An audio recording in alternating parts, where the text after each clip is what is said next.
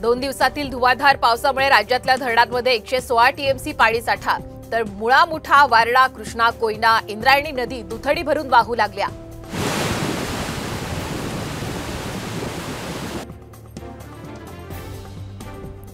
सांगलीतलं पुराचं पाणी आता दुष्काळी भागाकडे होणार रवाना, पालकमंत्र्यांकडून म्हैसाळ सिंचन योजना सुरू करण्याचे आदेश।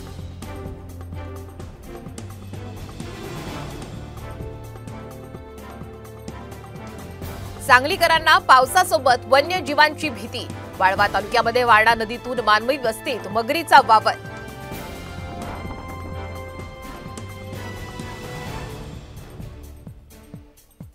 रायगडमध्ये सावित्री नदीचा पूर ओसरला, महाडला असलेला पुराचा धोका टळला, नागरिकांना खबरदारी घेण्याच्या सूचना।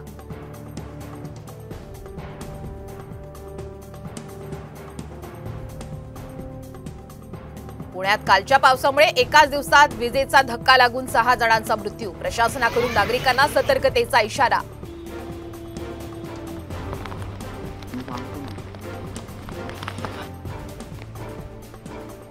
कोल्हापुरात पुरात अडकलेल्या माकडांसाठी एनडीआरएफचं रेस्क्यू, कासरी नदी पात्रात अडकलेली 40 ते 50 माकडं वाचवण्यात आली।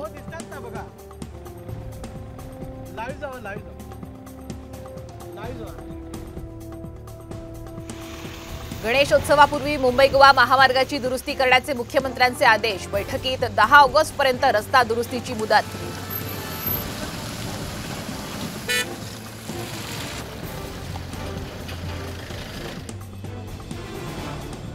मिसळखोरांविरोधात कठोर कारवाईसाठी राज्याचा स्वतंत्र कायदा करणार, मुख्यमंत्री एकनाथ शिंदे यांचा मोठा निर्णय।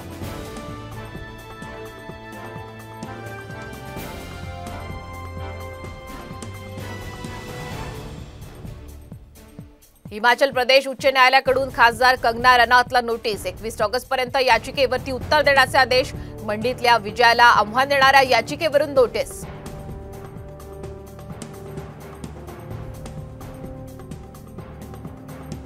शस्त्र निर्मितीनंतर आता भारताचा निर्यातीत पराक्रम, तब्बल $2.5 अब्ज किमतीचे शस्त्र निर्यात, टॉपच्या 25 देशांमध्ये मिळवलं स्थान।